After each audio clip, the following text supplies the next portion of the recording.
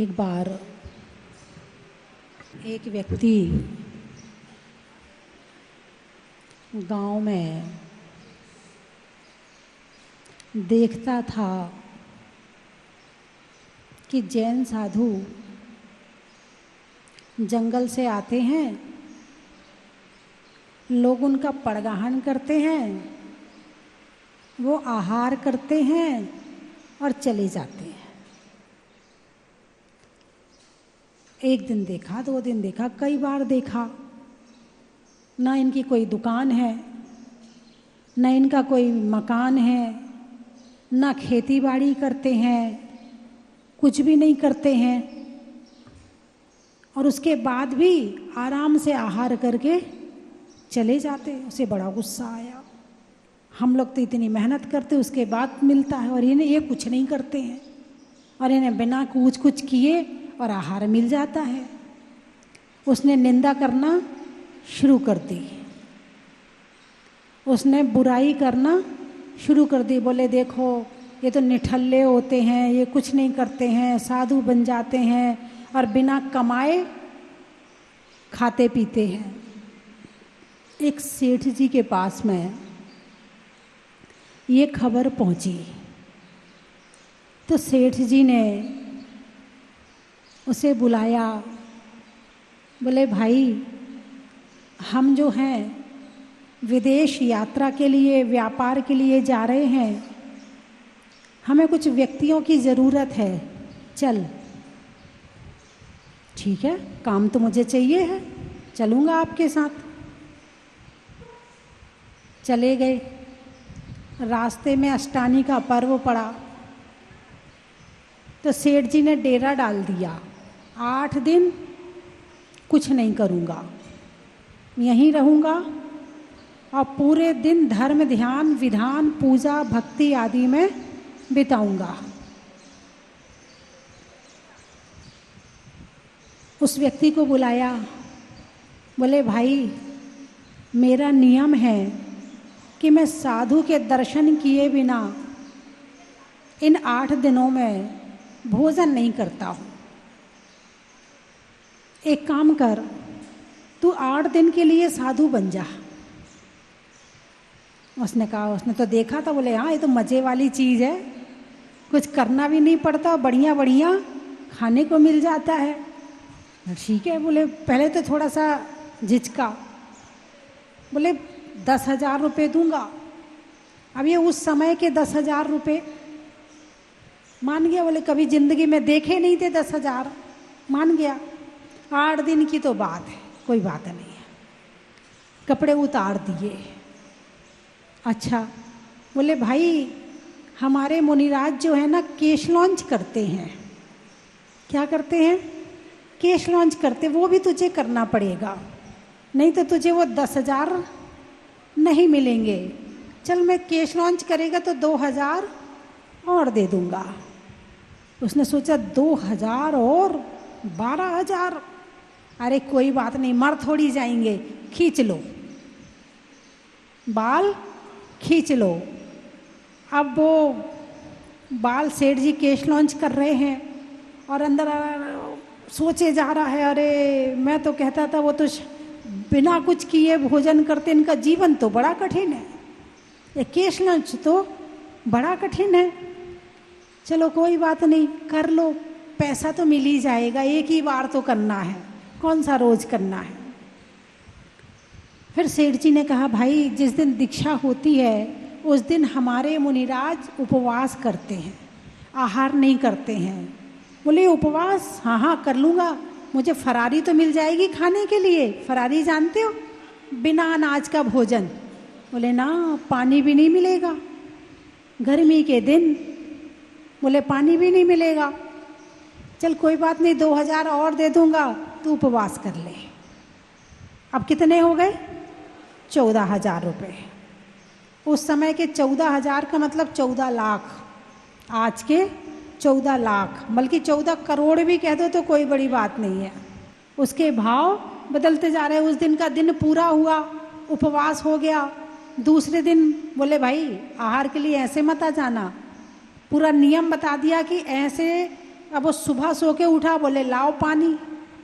बोले ऐसे पानी नहीं मिलेगा। बोले कुछ तो मिलेगा, चाय दूध कुछ तो दे दो, कल मैंने कुछ भी नहीं खाया। अरे मुनिराज को एक ही बार आहार मिलेगा, इससे ज्यादा बार नहीं मिलेगा। अच्छा, फिर देख लो 8 दिन तो आपको ऐसे रहना ही पड़ेगा। चलो ठीक है, आहार का समय हुआ, मुनिराज बन के आया, पड़गाहन किया। बोले खड़े होके हाथ में लेना। बड़ा मुश्किल, यहाँ तो थाली चम्मच कटोरी गिलास, हाथ का उपयोग होता कहाँ है? बस 4 उंगलियों का उपयोग होता है, बस 5 उंगलियों का, इससे ज़्यादा तो कुछ उपयोग होता ही नहीं है। अब यहाँ तो पूरे हाथ में भोजन करना। फिर भी उसने देखा रे बड़ा माल बना हुआ है, उसने डट के माल खा लिया, पानी कम पिया। अब दोपहर में प्यास लगनी शुरू हो गई। बोले सेठ जी पानी, बोले कल ही मिलेगा, अब नहीं मिलने वाला, जो कुछ मिलेगा कल। अब वो सोचता जा रहा है, मैं तो सोचता था कि ये जैन साधु ऐसे ही भोजन करते हैं, कुछ भी नहीं करते हैं, लेकिन इनका जीवन तो बड़ा कठिन है। सामान्य मनुष्य तो उसको नहीं ग्रहण कर सकता है। यहाँ तो एक टाइम यदि किसी दिन खाओ तो दूसरे दिन सुबह से शुरू हो जाते हैं, और एक दिन पहले की कमी पूरी करते हैं। एक दिन पहले एक टाइम छोड़ा था, दूसरे दिन 4 बार खाते हैं, है ना। तो अब वो सोचता जा रहा है और उन नियमों का पालन करता जा रहा है। अब सेठ जी ने एक दिन स्वाध्याय सुनाया, 2 दिन सुनाया, 3 दिन सुनाया, 4 दिन सुनाया। सुनाने के बाद में उसका मन बदलना शुरू हो गया। बोले अरे अब पता चला कि ये मुनिराज होते क्या हैं। अभी तक तो मैंने इन्हें केवल ऊपर से देखा था, केवल इनका आहार देखा था। अब जीवन जीकर पता चल रहा है कि वास्तव में मुनिराज होते क्या हैं, जैन साधु होता क्या है, अब पता चल रहा है। और उसे भेद विज्ञान हुआ, आत्मा का ज्ञान हुआ। अब 8 दिन पूरे हुए, अष्टानी का पर्व के 8 दिन पूरे हुए। सेठ जी अब कपड़े लेकर आए और एक हाथ में नोट लेकर आए। बोले भैया तेरे 8 दिन पूरे हो गए। बोले सेठ जी अब क्षमा करो, जब मैंने दीक्षा ली थी तब मैंने पैसे के लिए ली थी, लेकिन आपने मेरी आंखें खोल दी, आपने मुझे ज्ञान करा दिया कि जैन साधु होता क्या है, और अब मुझे ये जीवन अच्छा लग रहा है। अब मैं इस जीवन को छोड़ना नहीं चाहता हूँ, अब मैं वास्तविक मुनि बनना चाहता हूँ, जैसे होना चाहिए वैसे मुनि बनना चाहता हूँ। तो इसमें केश लॉन्च एक बड़ा कठिन परिचय है। मूल गुण है, क्या है? मूल गुण है। 4 महीने के अंदर अंदर बालों को अपने हाथ से निकालना पड़ता है ना। 1 बार दिन में ले आहार, खड़े अलप निज पान में। 1 बार आहार करना, और उसके साथ में 4 महीने में और उसके 2.5 महीने में उत्कृष्ट, उसके बाद 4 महीने तक जघन्य, और उसके बीच का है वो मध्यम। ऐसे ये केश लॉन्च का बताया हुआ है। बाकी सामान्य मनुष्य तो बालों में उलझा रहता है। किसमें? अरे बोलिए ना, बाल उलझते कि नहीं उलझते? उलझते हैं ना। उनको ही सुलझाने में जिंदगी निकल जाती है, वो जीवन को नहीं सुलझा पाता है, बालों को सुलझाने में लगा रहता है और जिंदगी को उलझा लेता है। उसे उलझी हुई जिंदगी सुलझाना नहीं आता है, उलझे हुए बाल सुलझाना तो आता है। वो कंघी के माध्यम से गांठें निकालता है बालों की। 1 गांठ निकल गई, 2 गांठ निकल गई, मन की गांठें निकाली कि नहीं निकाली? मन का बैर निकाला कि नहीं निकाला? मन की ईर्ष्या निकाली कि नहीं निकाली? जो काम बालों में हो रहा है वो काम दिमाग में भी होता है। जैसे एक एक बाल होते हैं वैसे दिमाग के एक एक विचार होते हैं। जैसे तुम्हारे सिर में बहुत सारे बाल हैं, ऐसे दिमाग में बहुत सारे विचार हैं। ये विचार आपस में उलझ जाते हैं, कभी क्रोध के रूप में उलझते हैं, कभी मान के रूप में उलझते हैं, कभी मायाचारी लोभ के रूप में उलझते हैं और उलझ उलझ के जिंदगी को खराब कर देते हैं। जैसे उलझे हुए बाल अच्छे नहीं लगते हैं, ऐसे उलझा हुआ जीवन अच्छा नहीं लगता है। अरे बोलिए ना। और उलझाने के अनेक कारण हैं और उन कारणों में एक कारण बाल भी है। बालों की चिंता करते हो कि नहीं करते हो? अरे बोलिए ना। कितने लोग हैं जो बालों की चिंता करते हैं?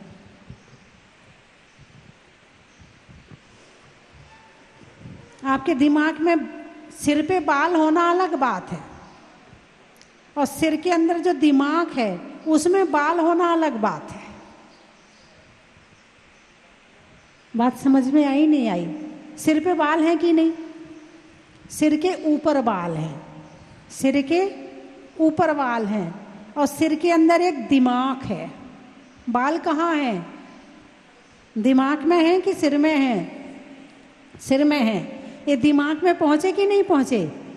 कभी बाल को यूं करना, कभी आगे करना, कभी पीछे करना, कभी खड़े करना, कभी कुछ लगाना, कभी इधर से कटवाना, कभी इधर से कटवाना, कभी बीच की मांग निकालना, कभी साइड की निकालना, कभी बिना मांग के करना, कभी बाल में कुछ लगाना, कभी चोटी बनाना, कभी धोना, कभी शैम्पू का ध्यान करना, कभी उस शैम्पू का ध्यान करना, कभी साबुन से धोना, कभी कुछ और से करना, कभी ये तेल लगाना, कभी वो तेल लगाना, कभी मोबाइल में सर्च करना बालों को में चमक किससे आती है, बाल किससे अच्छे थे, कभी मोबाइल में सर्च करना, कभी आपस में चर्चा करना, कभी इन बालों को ब्यूटी पार्लर में जाके तरह तरह के टुकड़े करवाना। इनके टुकड़े तो करवाते हो?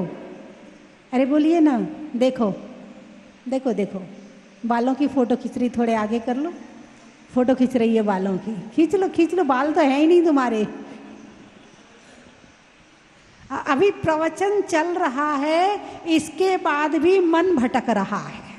इतना सुनने के बाद भी जीवन इतना उलझ गया है, इतना उलझ गया है कि अब इसे सीधा करना बड़ा मुश्किल हो रहा है। एक बाल, सिर में बाल हैं, बालों के कितने तरह के विचार होते हैं। इतने तरह के विचार यदि धर्म के आ जाएं, इतने तरह के विचार यदि आत्मा के प्रति आ जाएं, इतने तरह के विचार यदि भगवान के भक्ति के आ जाएं, तो करोड़ों पुण्य इकट्ठा हो जाए। जितना ध्यान बालों का करते हो, इतना ध्यान यदि देव शास्त्र गुरु का कर लो, उनकी भक्ति का कर लो, तो जीवन संवर जाए। पहले घर में एक आईना होता था, क्या आंगन में टंगा होता था, जाता था अपना एक बार बाल बनाया, बस छुट्टी, ऐसे तो करते थे, फिर दोबारा नहीं जाते थे। अब हर कमरे में आईना है, हर कमरे में, और हर कमरे में तो छोड़ो, मोबाइल, आईना है मोबाइल में, है ना? अच्छा, गाड़ी से उतरते हो तो सबसे पहले क्या करते हो? आप तीर्थ यात्रा पर निकले हो ना, तो गाड़ी से उतरते हो तो सबसे पहले क्या करते हो? किसको संभालते हो? जिंदगी संभाल लो। बाल तो घास की तरह जल जाएंगे, इनके लिए कितना विचार कर लेना, इनकी कितनी सेवा कर लेना, इसमें कितना तेल लगा लेना, इसमें कितना शैम्पू लगा लेना, ये अंत समय में ऐसे जल जाएंगे जैसे घास जलती है। कभी कभी होता है ना, घर में भी कभी कभी कुछ लोग प्रेस करते हैं बालों में। पहले तो कपड़े बिना प्रेस के होते थे, फिर कपड़ों में प्रेस शुरू हुई, अब उसके बाद बालों में प्रेस शुरू हो गई। करते ना? अरे बोलिए ना। सुना है मैंने, देखा नहीं है, क्योंकि देखने का मौका मिल ही नहीं सकता। मेरे सामने करोगे नहीं, मेरे सामने सजने संवरने का काम ही नहीं होता है। तो बालों में प्रेस शुरू हो गई। बाल को सीधे करना है, अपने मन को सीधा करो, ये बहुत टेढ़ा हो गया है। बाल को सीधा करने से आप सीधे नहीं हो जाओगे, और आप सीधे हो गए, सीधा मन जिसका हो जाता, सीधे मोक्षपुरी को जाता। क्या? सीधा मन जिसका हो जाता, सीधे मोक्षपुरी को जाता। इन बालों में कितनी मेहनत कर लेना, लास्ट में इसका एंड क्या है? END, एंड क्या है इसका? अरे बोलिए ना, बालों के लिए कितनी मेहनत कर लेना, इसका END, एंड क्या है इसका? शमशान घाट। शमशान घाट में अग्नि लगेगी, और अग्नि लगेगी और कितनी देर लगेगी बालों को साफ होने में? अरे बाद में साफ होंगे, पहले तो कंघी देखते, कितने बाल झड़ रहे, कितने बाल झड़ रहे, आज बहुत बाल झड़ रहे। अब तो बाल उगाने की भी टेक्निक आ गई है। पहले तो कहते बाल नहीं उगते हैं, अब तो बाल भी उगने लगे, खेती भी होने लगी। अब तो बिना बाल के अच्छे नहीं लगते हैं। बालों से तुम्हारी कीमत है क्या? अरे बोलिए ना, तुम्हारी कीमत किससे है? जिसके बाल नहीं होते हैं तो क्या उस व्यक्ति की कीमत नहीं है? बोलिए, आपकी कीमत किससे है? बालों से है, अच्छे अच्छे कपड़ों से है, लिपस्टिक लगाने से है, अच्छा चश्मा लगाने से है, अच्छी घड़ी पहनने से है। किससे है आपकी कीमत?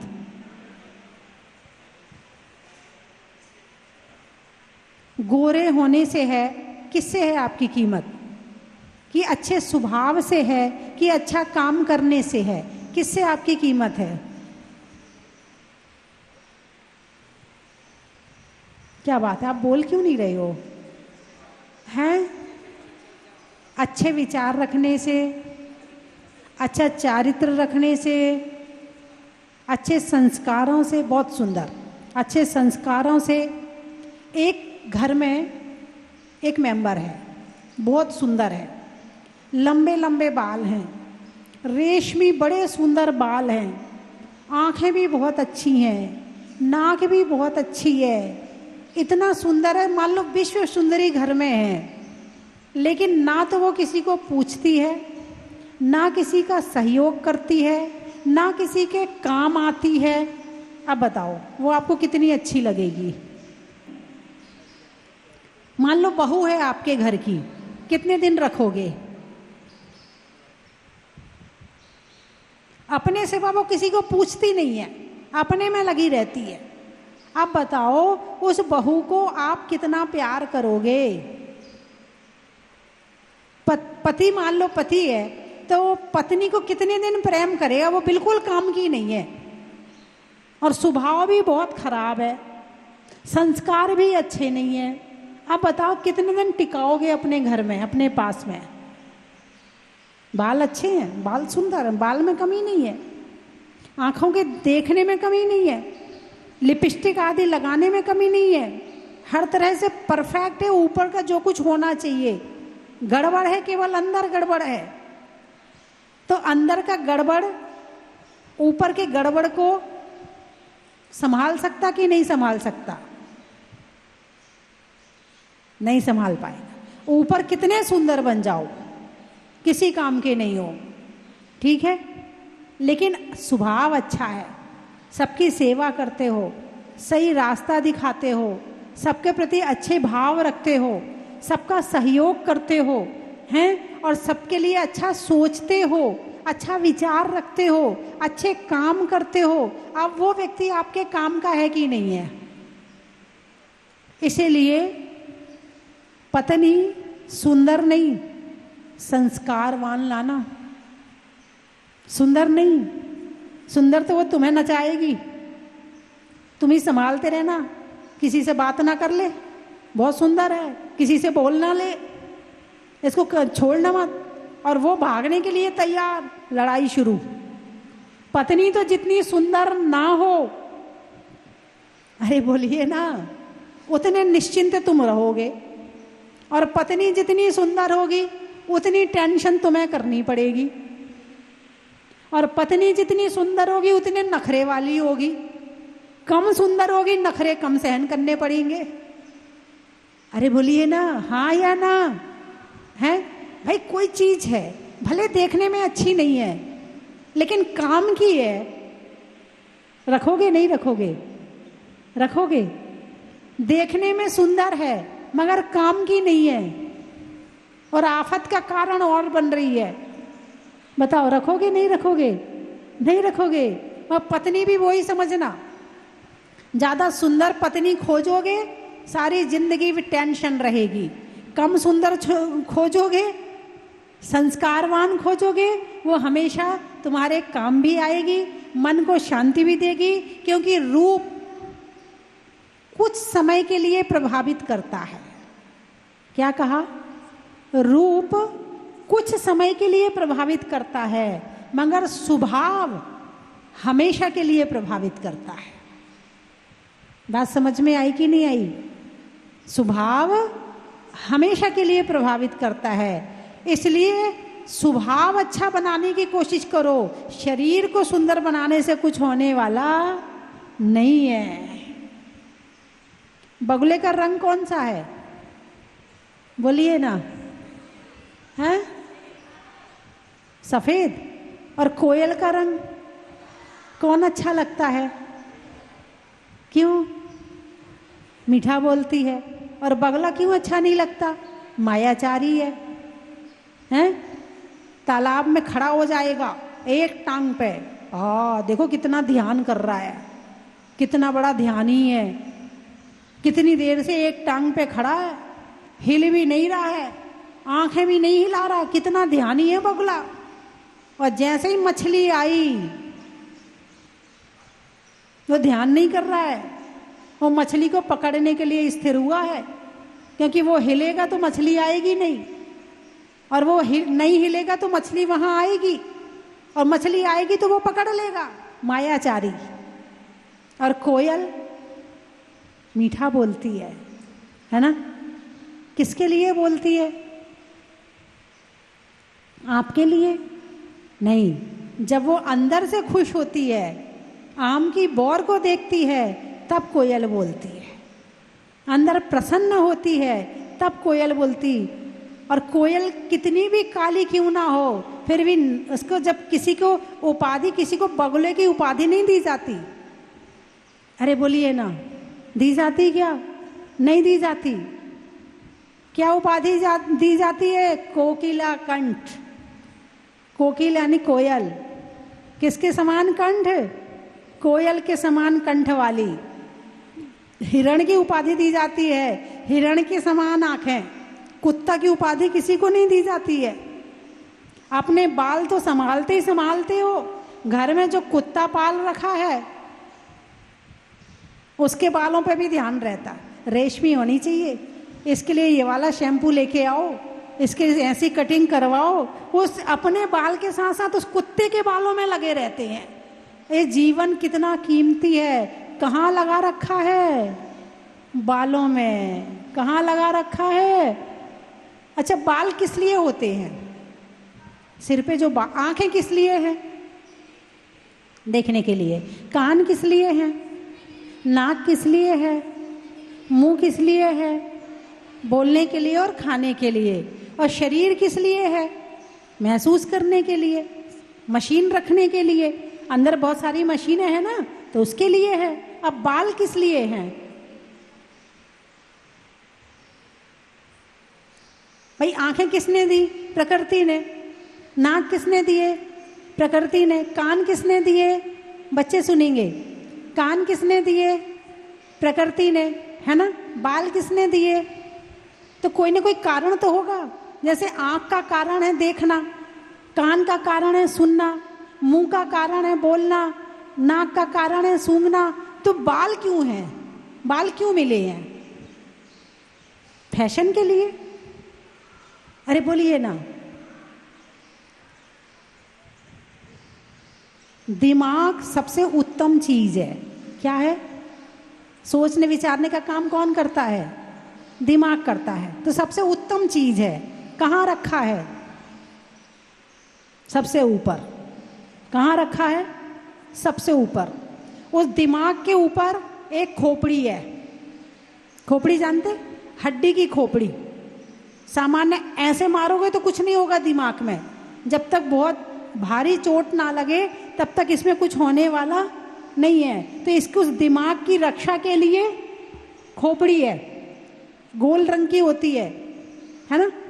और खोपड़ी की रक्षा के लिए फिर चर्बी, हाँ चर्बी है थोड़ी सी, फिर स्किन है और उसमें बाल हैं। उसमें क्या है? बाल हैं। तो बाल क्यों हैं? बाल क्यों हैं? दिमाग की रक्षा के लिए। बाल क्यों हैं? दिमाग की रक्षा के लिए। और दिमाग बालों की रक्षा करने लगे तो ये तो उल्टा काम हो गया।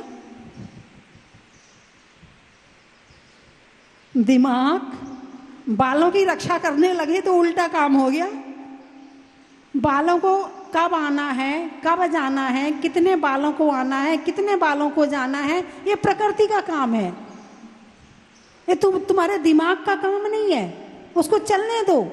तुम 24 घंटे बालों में मत उलझे रहो। जितना ज्यादा बालों से प्यार करोगे जुआ बनोगे। बिल्कुल सच्ची बात है ये। तो बालों का उद्देश्य क्या है? बाल मिलने का उद्देश्य क्या है? क्या उद्देश्य है? दिमाग की रक्षा करना। क्या उद्देश्य है? दिमाग की रक्षा करना। लेकिन जो समझदार होता है वो क्या करता है? अपना दिमाग बालों में लगाता है या आत्मा में लगाता है, भक्ति में लगाता है? आत्मा में लगाता है। और जो ना समझदार होता है, अब देख लो कितने समझदार हैं और कितने मझधार हैं। मझधार, समझदार, समझदार में से सा हटाओ, क्या बचा? मझधार। तो सारे समझदार किसमें हैं? मझधार में है। अपने आप को बड़ा समझदार समझते, मैं बहुत अच्छा काम करता हूँ, मेरे बाल बहुत अच्छे हैं, ये तेल लगाऊंगी, ये करूंगी, ये करूंगी, ऐसी चोटी बनाऊंगी, ऐसे कटवाऊंगी, फिर आगे करूंगी, फिर पीछे करूंगी, फिर ये करूंगी। अरे बाल केवल सिर की रक्षा के लिए हैं। आप इसमें तेल लगाना चाहिए। क्या लगाना चाहिए? ये बाल इसलिए हैं कि बालों के माध्यम से छेद हैं। बालों के माध्यम से छेद है। ये छेद क्यों है? ताकि जो तेल तुम लगाओगे वो तुम्हारे दिमाग के अंदर चला जाए। और दिमाग में जो सूखापन आ जाता है, दिमाग में जो कड़ापन आ जाता है, और जब तेल अंदर जाता है तो दिमाग की नसें मुलायम हो जाती हैं, दिमाग का कड़ापन खत्म हो जाता है। और जो चीज़ मुलायम होती है वो नॉर्मल होती है, और जो कड़ी हो जाती है वो टूटने वाली हो जाती है। तनाव किसे कहते हैं? तनाव, तन गया। तनाव किसे कहते हैं? तन गया, वो तनाव। और जब दिमाग पे ज़्यादा प्रेशर आता है तो तनाव आ जाता है। अब तेल नहीं लगाया, तेल की मालिश नहीं करी सिर में, तो दिमाग की नसें तन गई। अब वो तनी हुई नसों में कमजोरी आ जाती है। अब जब कमजोरी आती तो डिप्रेशन की बीमारी हो जाती है। तुम चाहते हुए जो सोचना चाहते हो वो नहीं सोच पाते हो, तुम विचार करना चाहते हो तुम नहीं कर पाते हो। बात समझ में आई कि नहीं आई? तो बालों का मतलब ये नहीं है कि इन बालों में उलझे रहो। बालों का मतलब ये है दिमाग की सुरक्षा। इसमें हर 1-2 दिन में तेल लगाओ, दिमाग के अंदर तेल जाएगा, दिमाग अच्छा रहेगा। बाल अच्छे रहेंगे तो तुम अच्छे रहो ये कोई जरूरी नहीं है, मगर दिमाग अच्छा रहेगा तो तुम अच्छे रहोगे ये जरूरी है। हाँ या ना? और आजकल तो कौन लगाता है तेल? कोई नहीं लगाता तेल। फैशन है आजकल तेल नहीं लगाने की, कोई नहीं लगाता तेल, हम भी नहीं लगाते। वो इतने इतने से बच्चे बड़े होके दिमाग की ऐसी बीमारियां होंगी कि संभालना मुश्किल हो जाएगा। बिल्कुल सच्ची बता रही हूं मैं।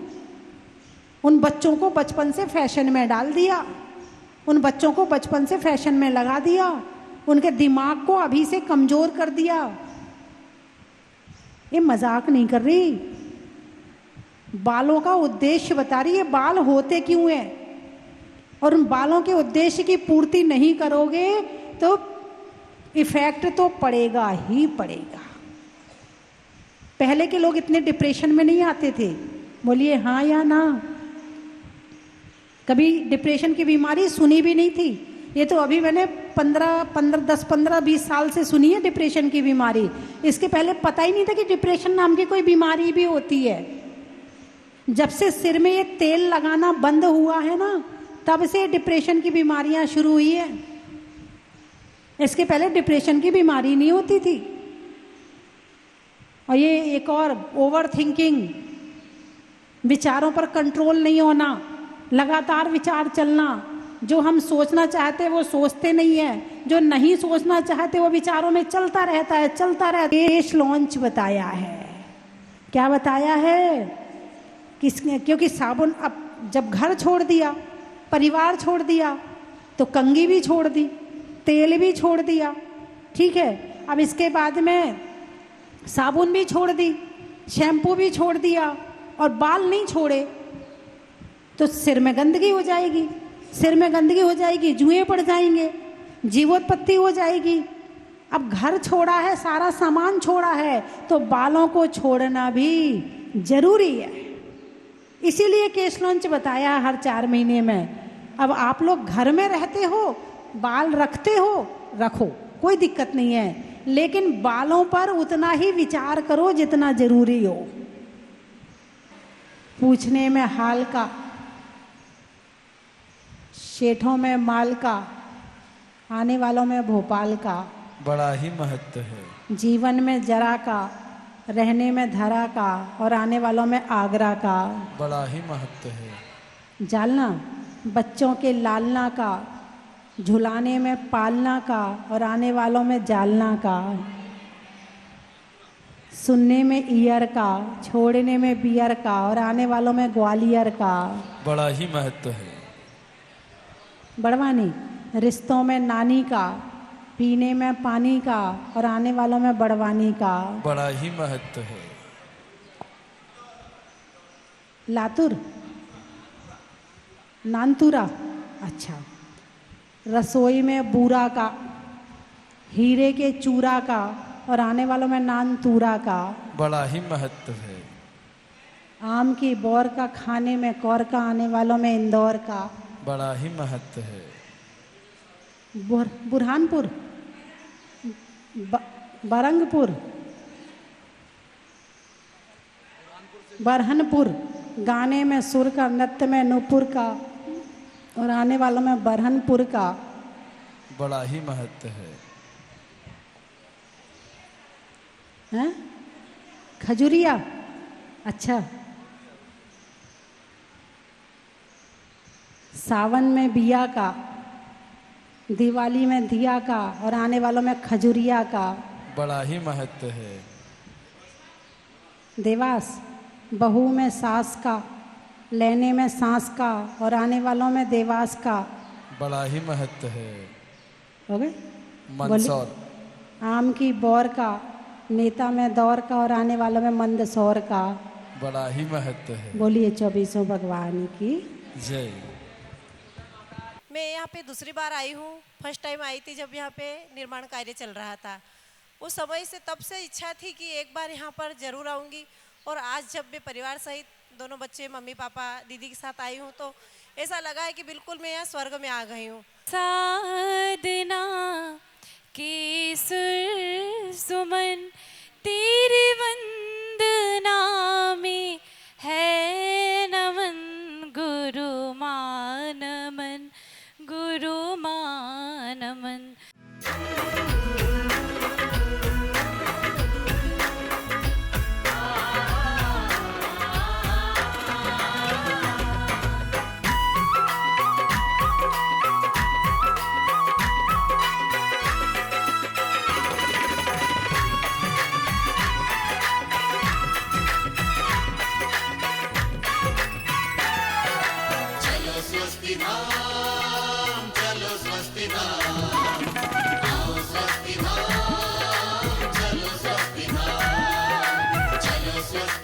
कंचन की थाल को सजाओ रे आज, रत्नों की थाल को भर लाओ रे आज।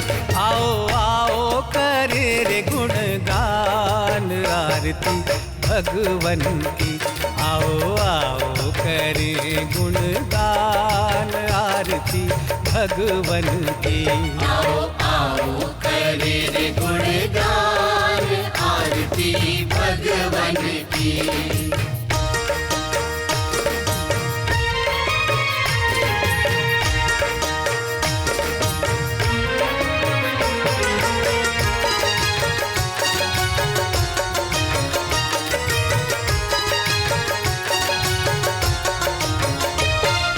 पिता सुमित्र के राज दुलारे, माँ पद्मा जी के नैनों के तारे।